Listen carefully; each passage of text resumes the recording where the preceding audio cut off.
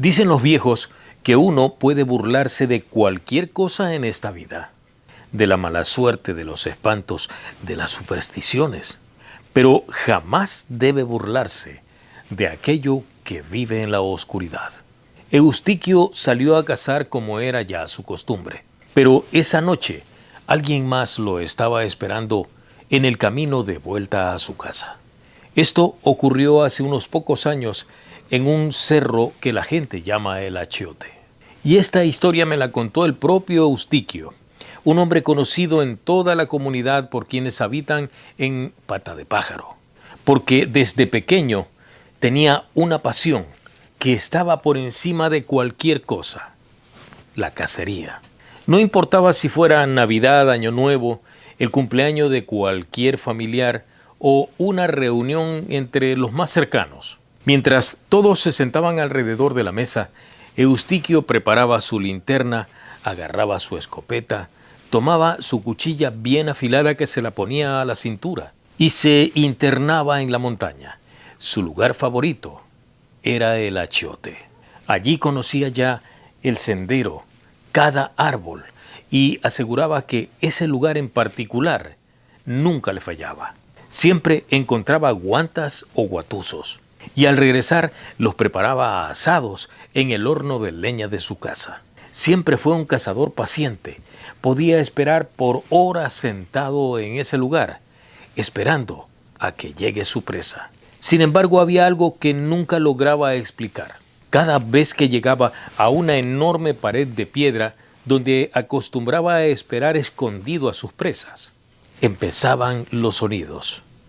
Pero no eran de animales, no eran pisadas, no era el sonido de la hojarasca seca en el piso. Eran golpes fuertes, secos, como si alguien estuviera golpeando la roca desde el otro lado.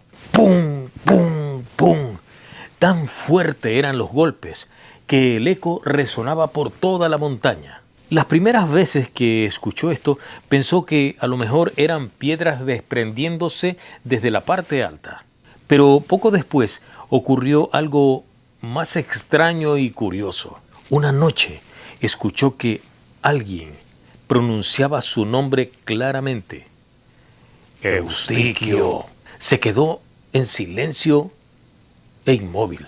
Pensó que a lo mejor también un vecino estaba haciendo lo mismo que él, cazando. Él respondió, pero nadie contestó de regreso, y todo en ese momento quedó en silencio. Era un silencio tan pero tan profundo que lo único que se podía escuchar era su propia respiración. Poco después, otra vez. ¡Eustiquio! Aquella voz parecía venir de todas direcciones. Miró con la linterna para todos lados y no había nadie. A veces le sacudían fuerte la hamaca que llevaba para subirse a los árboles y así esperar cómodamente a que algún animal cayera en su trampa. Otras noches fueron silbidos, silbidos largos, como esos que hace una persona para llamar a otra desde un cerro a otro, desde muy lejos. Pero cuando dirigía la luz con su linterna hacia donde brotaba el sonido, no había absolutamente nada. Algunos vecinos que ya conocían sus andanzas le recomendaban que dejara de andar tan tarde en la noche, que ese cerro tenía como mala fama desde hacía mucho tiempo, que allí pasaban cosas extrañas. Pero Eustiquio de vuelta solo sonreía, y cuando le preguntaban si a lo mejor sentía miedo andando solo por la montaña, siempre respondía exactamente lo mismo. Yo no le tengo miedo a ese que habita en las tinieblas. Los viejos solo lo contemplaban en silencio mientras lo escuchaban. Y es que en el campo hay una creencia muy antigua. Nunca se reta a algo que no conocemos, porque hay cosas que escuchan. Y aquella frase, tal vez, alguien la escuchó. Pasó un tiempo y todo parecía igual. Hasta una noche que marcó la diferencia. Había permanecido cazando mucho más de la hora acostumbrada. El reloj ya debía haberse acercado a la medianoche cuando recién tomó la decisión de regresar. La luna apenas aparecía escasamente entre las nubes. El camino estaba muy oscuro, solo la luz de la linterna rompía la negrura. Eustiquio ya se encontraba cerca de la casa de su padre, don Efrén. Faltaban muy pocos metros para llegar, y entonces ocurrió. Muy cerca del trillo apareció de pronto un bulto negro, pero no se movía, tampoco caminaba, no hacía ruido, solo estaba allí, inmóvil, quieto, bloqueándole el paso. Si Eustiquio buscaba la forma de pasar, la sombra se lo impedía. Levantó la linterna para verlo mejor, pero justo en ese momento, la luz desapareció. La linterna se le apagó. Así, de golpe, como si alguien hubiera soplado para apagarla. Intentó encenderla 1, 2 y 3 veces. Nada. Todo quedó envuelto en una oscuridad absoluta. Y por primera vez a Eustiquio lo invadió totalmente el miedo. Porque estaba consciente de algo. Ese bulto, esa cosa, seguía frente a él. No la veía, pero la percibía. Su respiración en ese momento comenzó a acelerarse, era natural. Y por primera vez en muchos años, posiblemente en toda su vida, sintió el verdadero miedo. Quiso rodearla, pero no pudo, seguía allí. Entonces, lo que hizo fue agarrar la cuchilla que llevaba en su cintura. La desenvainó muy rápido, apretó el mango con fuerza y dio un paso al frente, llevando su cuchilla por delante, dispuesto a todo. Y cuando creyó tener a aquella sombra justo al frente, lanzó una estocada con toda su fuerza. La hoja penetró algo. Lo sintió perfectamente. Era como si hubiera atravesado un tallo de plátano. En ese instante, un alarido rompió el silencio de la noche. Pero no era un grito humano. Tampoco era el sonido de algún animal conocido, no. Era algo muy difícil, diría imposible de describir. El enorme bulto dio un salto gigantesco hacia el rastrojo. Las ramas comenzaron a quebrarse. Se sentía que todo se estremecía, que se movía a su alrededor. De repente, solo desapareció. Lo que vino posteriormente fue un absoluto silencio. Solo lograba percibirse el soplo suave del viento. Eustiquio se quedó parado inmóvil por unos segundos y cuando reaccionó, únicamente lo que hizo fue salir corriendo de forma despavorida hacia su casa. Y mientras lo hacía, cosa curiosa, la linterna se volvió a encender como si nunca hubiese fallado. Iluminó el lugar. No había rastro ni huellas, nada en el piso. Ningún animal, absolutamente nada, solamente la montaña a su alrededor. Y un silencio que parecía más pesado que antes. Lo que hizo fue tratar de avanzar lo más rápido para llegar a su casa. Aún agitado, llamó a su padre desesperado que ya dormía a esa hora. Don Efrén, su padre, escuchó su historia sin interrumpirlo. Hasta ese momento, Eustiquio no se había dado cuenta de que su cuchilla estaba manchada.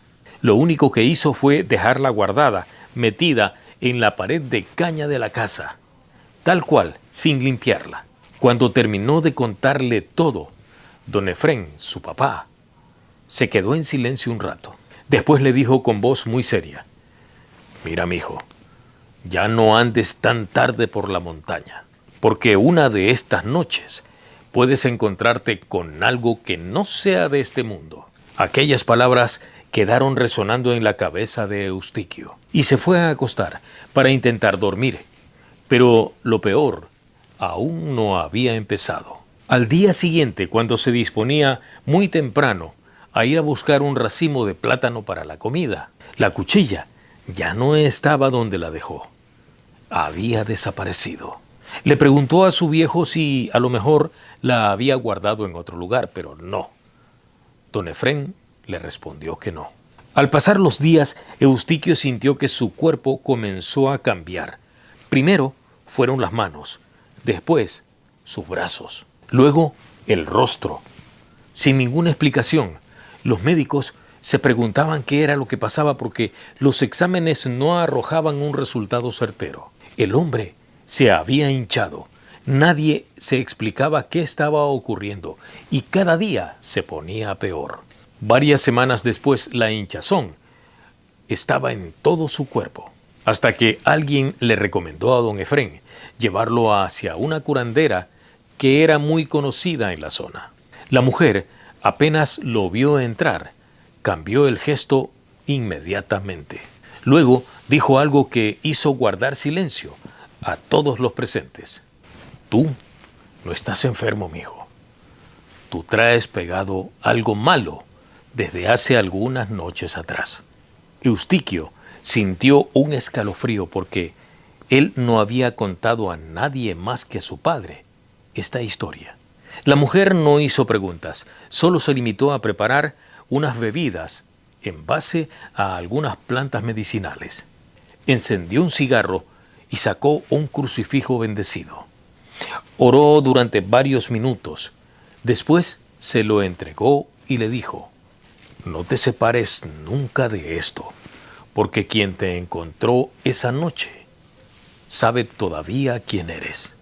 Desde ese día entonces Eustiquio comenzó a mejorar. La hinchazón iba bajando poco a poco. El hombre recuperó la fuerza y su vida iba volviendo a la normalidad.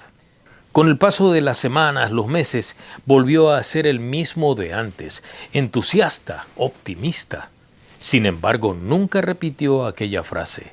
Jamás volvió a burlarse de lo que habita en la oscuridad. Pasaron un par de años. Un día decidió regresar al mismo cerro, al del Achiote. La pasión por la cacería seguía latente en él, pero había algo diferente. Antes de salir de su casa, tomó el crucifijo bendecido y lo besó.